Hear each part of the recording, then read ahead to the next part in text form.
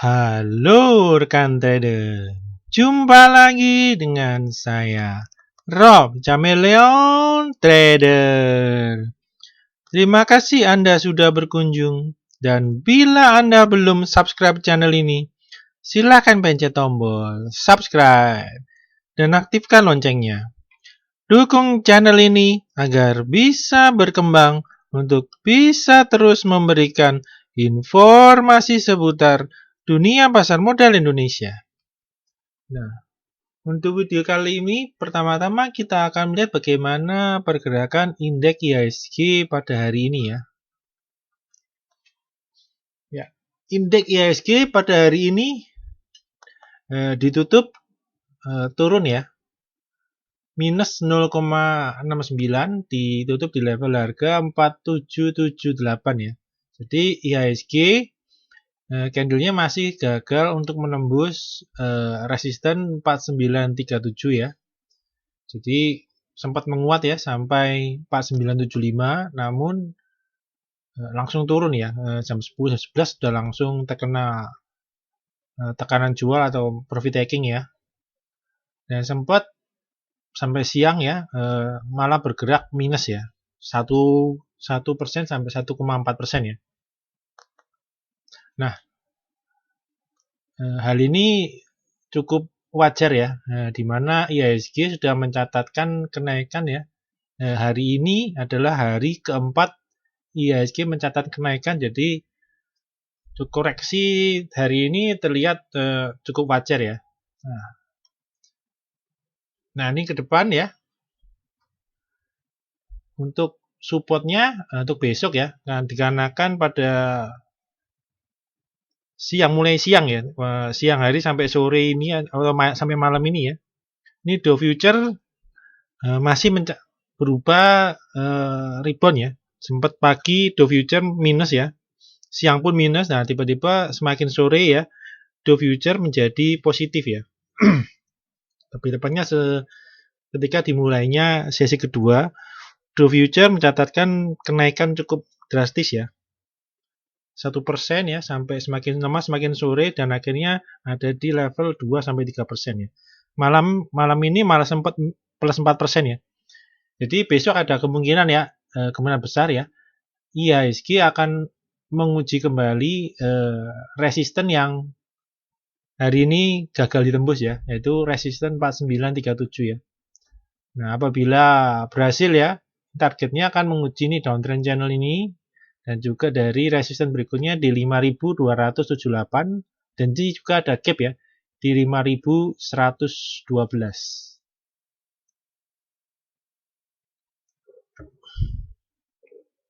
Jadi untuk sesuai video sebelumnya ya, di mana indeks benar melanjut menguat ya, namun penguatannya ternyata masih sampai di resisten 4937 dan belum sampai menguji ke 5278 ya. Kita akan tunggu besok apakah IHSG bisa menguat ya. Nah, terutama sektor blue chip yang belum dipakai untuk naik, yaitu utamanya yaitu sektor finance ya. Ya.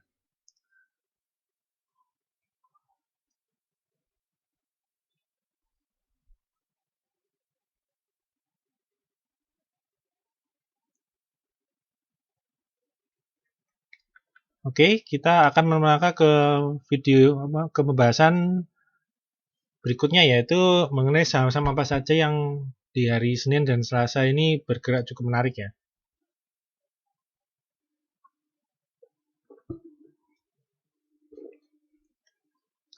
Oke, sebelum melangkah ke pembahasan sahamnya, ini saya akan coba menawarkan suatu program membership dari Rob Chameleon Trader VVIP ya. Nanti di mana rekan-rekan ya akan tergabung ke dalam suatu grup Telegram ya. Di mana nanti di dalamnya rekan-rekan akan mendapatkan rekomendasi saham baik sebelum market buka ataupun nanti setelah market berjalan ya. Dan juga nanti rekan-rekan juga dapat berdiskusi dan juga menanyakan bagaimana money management ataupun strategi trading yang pas dengan kondisi market hari itu ya. Dan juga nanti rekan-rekan juga dapat berkonsultasikan saham yang akan diincar ataupun sudah dimiliki ya. Nah, berikut adalah contoh-contohnya ya. Dari rekomendasi yang pernah diberikan ya.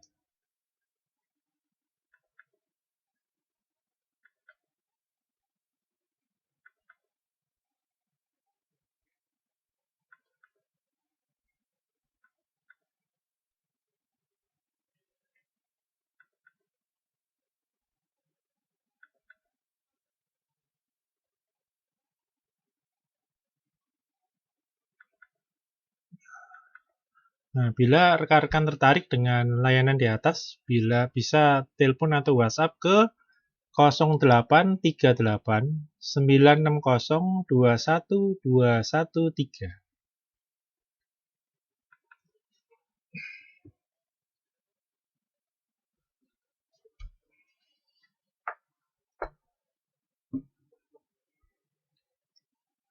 Oke, kita akan masuk ke dalam pembahasan pertama.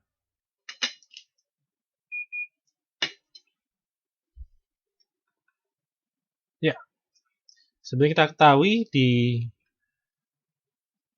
hari Senin ya, mulai hari Senin dan Selasa ini ya, tampaknya ada pergantian sektor yang diangkat naik ya, di mana pada hari Senin dan Selasa ini di sektoral properti dan konstruksi terlihat menguat sangat tajam ya. Itu kita akan mulai pembahasannya dari yang pertama ya. Ini kita akan melihat Ciputra Development atau CTRA ya. Nah, ini CTRA bisa kita lihat penurunannya sangat dalam ya. Bila kita lihat ya ini ya, penurunannya sangat dalam. Dan mulai dari hari Senin tampak CTRA mulai menguat ya.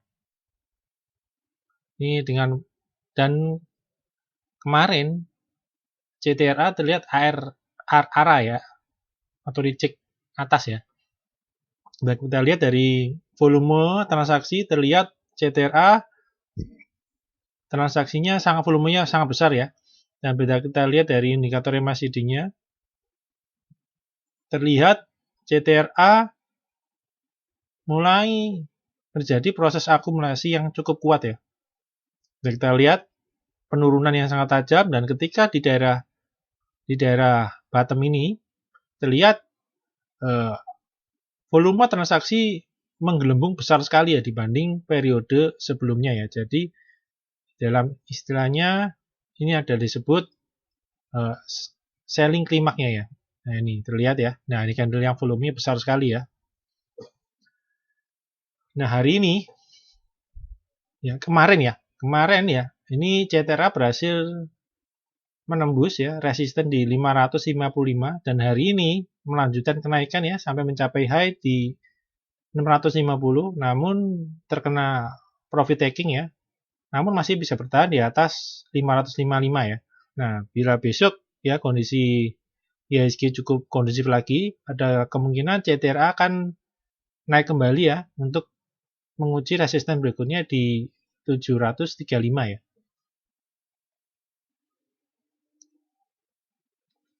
Nah, bagaimana pergerakan dari CTRA ya nih ya.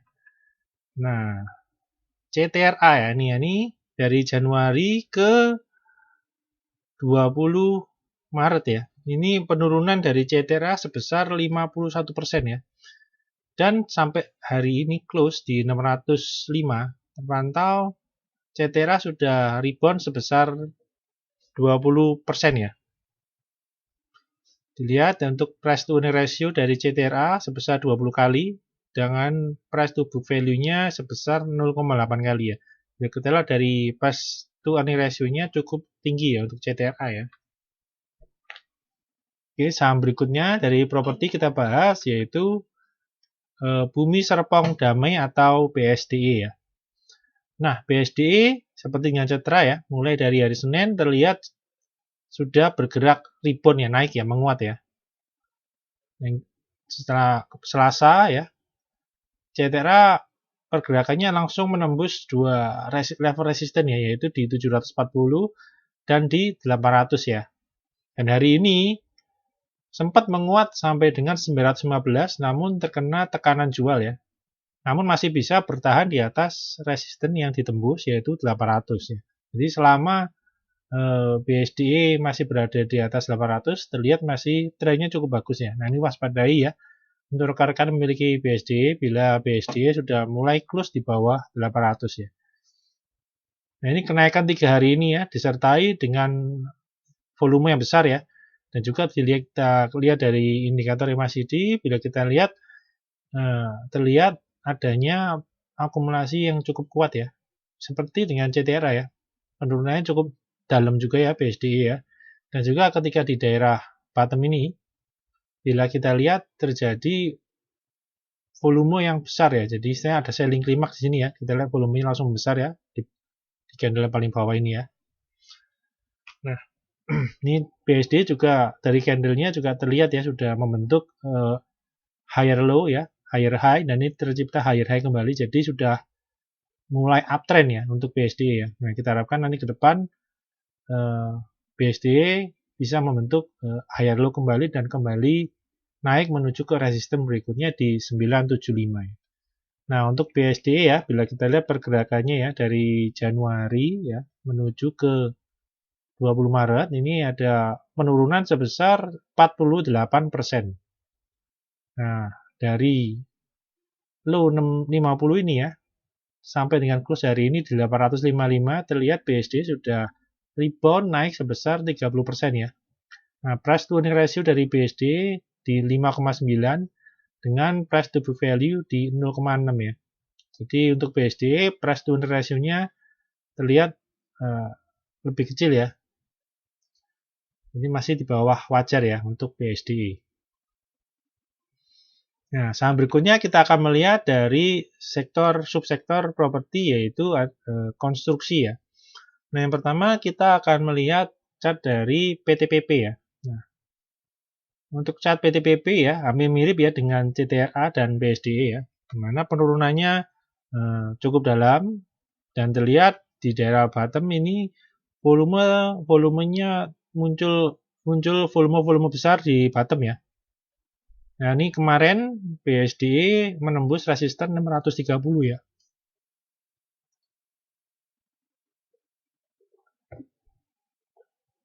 Dan hari ini masih lanjut kenaikan ya.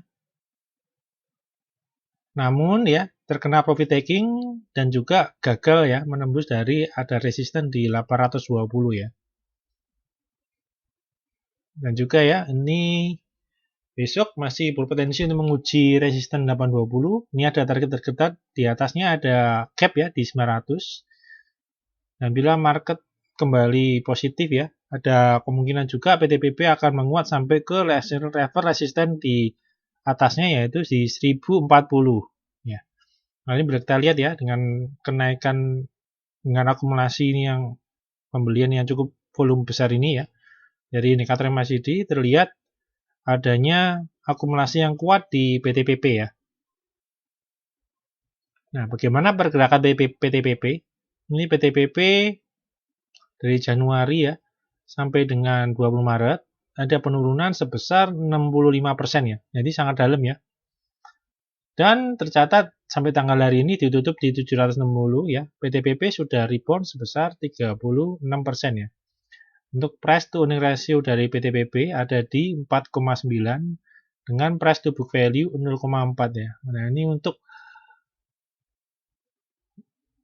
dilihat dari PER dan PBV-nya terlihat cukup murah ya untuk PTPP ya.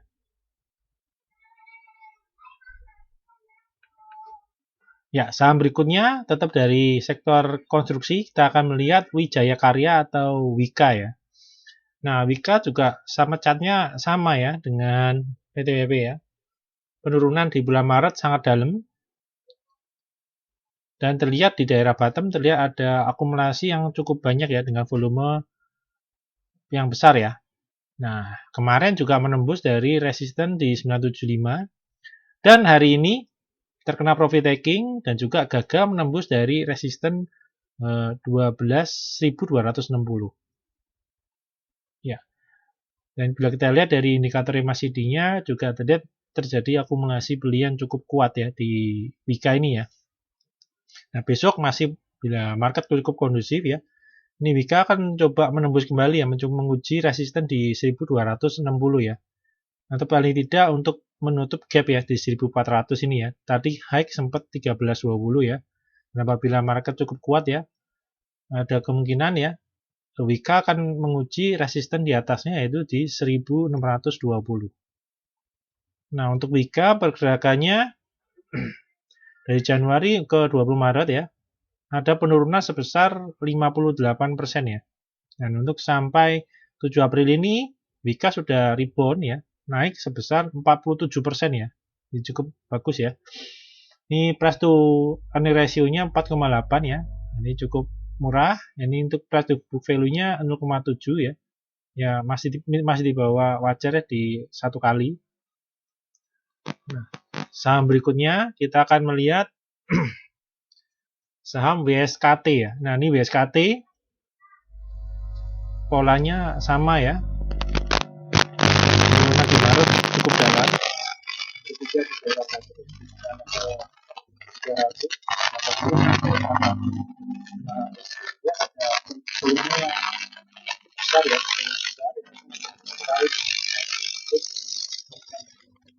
kemarin WSKT menunjuk resisten di 400 hari ini masih lanjut menguat ya, namun terlihat ketika terjadi juga bahwa menunjuk resisten di 330. Nah, besok juga ada potensi WSKT akan mencoba kembali ya resisten 730 ini. Nah, bila kita lihat dari indikator MACD-nya juga terlihat WSKT ini terlihat adanya akumulasi yang kuat ya, yang disertai dengan volume transaksi yang besar ya. Nah, bagaimana pergerakan dari WSKT ya? WSKT ini dari Januari sampai 20 Maret tercatat ada penurunan sebesar 69% ya, sangat dalam ya. Dan sampai tanggal 7 April ini di close di 665 ya, WSKT mencatatkan rebound ya, naik sebesar 47%.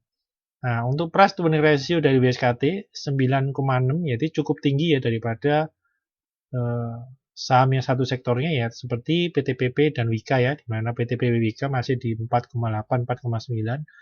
Nah, WSKT price to earning ratio-nya 2 kali lipat ya, jadi lebih mahal ya. Dan untuk price to book value-nya masih di 0,5 kali ya, atau masih di bawah wajar ya. Nah, oke, kita akan membahas saham berikutnya ya.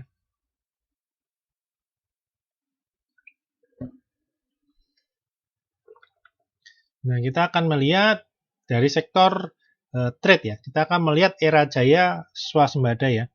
Ini pergerakannya tadi cukup volatile ya, di mana sesi pertama Era sempat dibuka gap up dan langsung menguat ya. Namun ya, ketika IHSG turun, Era juga terkena profit taking dan turun sampai 960 ya. Namun ketika sesi 2 di mana Dow Jones berubah jadi naik ya, Era seketika juga langsung menguat ya. Penguatan di sesi kedua ini ya. Jadi pergerakan sesi 2 banyak yang membeli ya, langsung memborong di back over ya, sampai dia menguat sampai 22% ditutup di 1210. Nah, bila kita chartnya, penurunan Era ini juga sangat dalam ya, seperti juga halnya di sektor properti tadi ya. Dan di area bottom sini mulai terjadi akumulasi beli ya.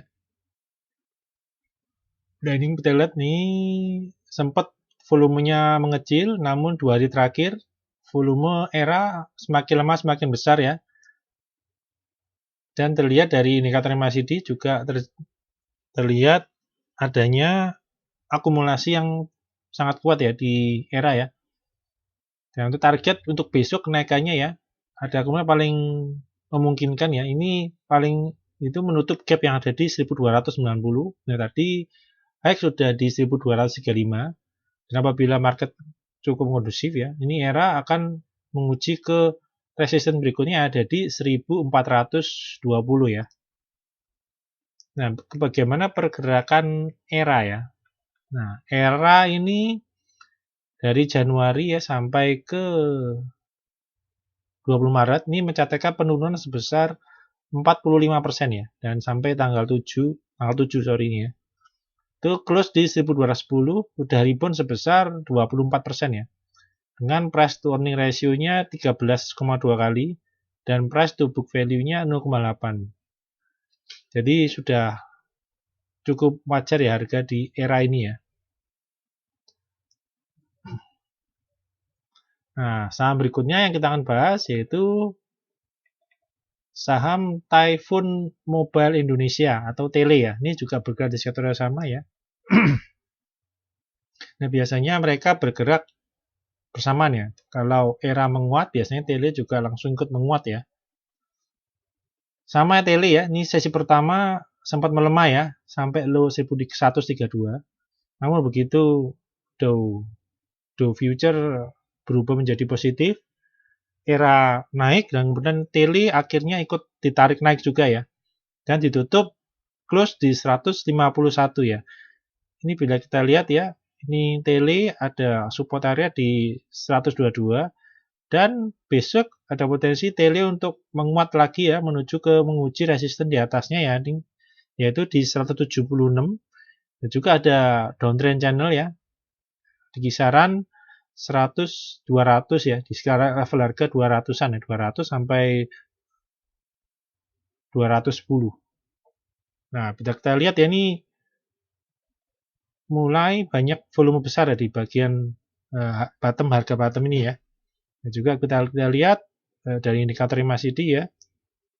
Nah, terlihat sempat terjadi divergen ya, dan untuk kenaikan yang kali ini ya terlihat akumulasi beli yang terjadi sangat kuat ya. Nah, ini bagaimana dengan pergerakan Tele ya? Ini dari Januari sampai dengan 20 Maret ya, Tele mencatatkan penurunan yang besar sekali ya, sebesar 74% ya. Dan sampai dengan close hari ini ya, tanggal 7 April, close di 151 sudah mencatatkan rebound ya, besar 98% ya. Nah, untuk price to earning ratio-nya 2,2 dengan price to book value 0,3. Jadi harga Tele sudah sangat murah ya. Oke, kita akan melihat saham berikutnya ya, masih di sektor trade ya. Yaitu saham Mitra Adi Perkasa Tbk atau MAPI ya. Ini bergerak di sektor retail ya. Dan lihat penurunan selama Maret juga sangat tajam ya. Dan terlihat di harga bottom terlihat volume transaksi sangat besar ya, volumenya ya.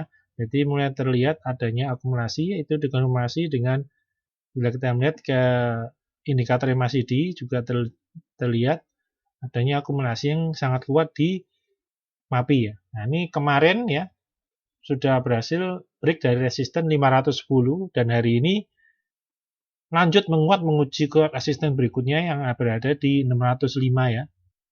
Namun terkena profit taking ya, dan juga berarti gagal yang menembus resisten 605 dan juga gagal menembus dari downtrend channelnya ya. Nah, bagaimana dengan pergerakan MAPI ini ya? Ini MAPI ya, setelah dari Januari sampai dengan Maret 20 Maret, ini mencatatkan penurunan sebesar 54% ya. Dan sampai dengan close hari ini tanggal 7 April di 605 sudah rebound sebesar 27% ya. Nah, untuk price to earning ratio dari MAPI adalah di 11,9 kali dengan price to book value di 1,7 ya. Jadi harganya sudah cukup wajar ya untuk MAPI ya. Nah, bagaimana dengan RAL ya? Ini ya, berikutnya adalah RAL. Bergerak di sektor yang sama, di sektor retail ya. Yang dimana di sektor ini terpengaruh dengan adanya kebijakan penutupan ya. Sementara sehubungan dengan pandemi virus corona yang terjadi di 2 bulan terakhir ini ya. Ini penurunan di bulan Maret ya, kita lihat RAL juga sangat dalam ya. Dan terlihat di range bottom ini ya, di harga range ini, terlihat full terjadi akumulasi ya, beli. Dimana volume transaksi menjadi sangat besar sekali ya. Kita lihat ya. Dan 2 hari lalu RAL juga menembus dari resisten 560 dan menembus moving average 20-nya.